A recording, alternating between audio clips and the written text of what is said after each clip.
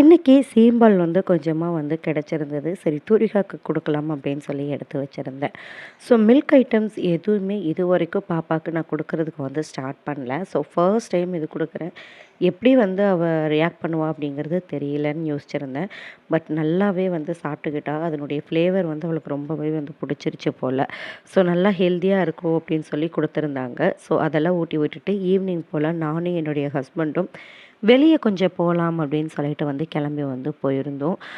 So love பண்ணும்போது வந்து பார்த்தீங்க அப்படின்னா 2 பேருமே கமிட்மெண்ட்ஸ்குள்ள நெறைய சிக்கியிருந்தோம். ஸோ எங்கேயுமே இந்த மாரி வந்து நாங்க போனதே இல்ல. இப்ப வந்து ஃபீல் பண்றோம். எவ்வளோ நாட்கள வந்து நம்ம இழந்திருக்கோம் அப்படின்னு சொல்லிட்டு. ஸோ இந்த நிமிஷம் தான் நம்மளுடைய லைஃப்ல ரொம்பவே முக்கியமான நாள்.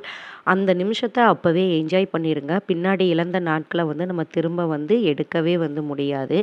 ஈவினிங் நாங்க ரிட்டர்ன் வரும்போது சன்செட் ஆகுற டைம் பார்க்கறதுக்கே ரொம்ப அழகா இருந்தது. கொஞ்ச நேரம் டைம் ஸ்பெண்ட் பண்ணிட்டு வீட்டுக்கு வந்து டின்னர் ஸ்டார்ட் பண்ணிட்டேன்.